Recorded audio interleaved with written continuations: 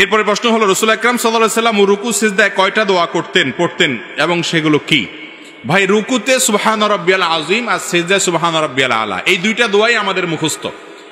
মজার বিষয় হলো, আমাদের নবী করিম সাল্লাল্লাহু আলাইহি ওয়াসাল্লাম রুকুতে শুধু এই দুইটা দোয়াই পড়তেন না, আরো একাধিক দোয়া তিনি পড়তেন। কি পড়তেন আমরা অনেকে জানি না, একটু শুনে রাখি, চেষ্টা হলে মুখস্থ করি, মাঝে মধ্যে চেঞ্জ করি। অনেকে নামাজের মধ্যে মনোযোগ না থাকার অভিযোগ করেন। নামাজে মনোযোগ আনার একটা বুদ্ধি হলো, রুকু এবং সিজদার তাসবিহগুলা, বৈঠকের যে দোয়াগুলা, দোয়া মাসুরার জায়গাতে, এখানে নবী করিম সাল্লাল্লাহু আলাইহি ওয়াসাল্লাম থেকে যে বিভিন্ন দোয়া আছে, মাঝে মধ্যে ভিন্ন কোনো দোয়া আপনি পড়ার চেষ্টা করেন, দেখবেন আপনার মনোযোগ আসবে।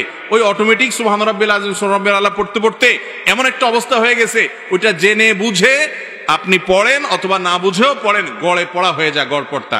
এই জন্য মাঝে মধ্যে অন্যটাও পড়বেন। আর কোনটা পড়বেন?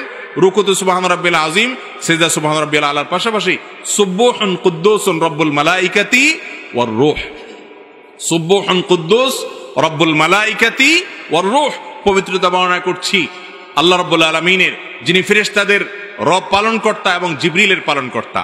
তো এইভাবে তাসবিহ পেশ করা, এটাও রুকু সিজদাতে সাবিত আছে।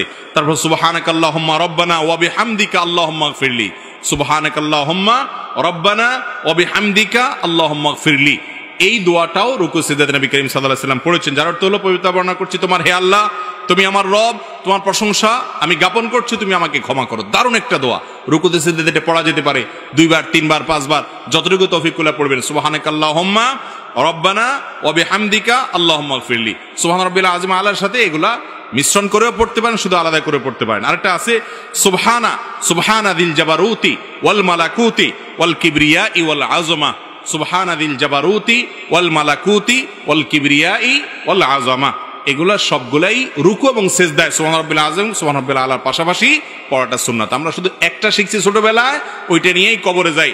নবী করিম সাল্লাল্লাহু আলাইহি ওয়াসাল্লাম আরো কয়েকটা যা পড়তেন, সেগুলো আমাদের জীবনে শেখা, শোনা, পড়ার তৌফিক হয় না। চেষ্টা করবো তো ইনশাআল্লাহ। আল্লাহ আমাদেরকে আমলের তৌফিক দান করুন।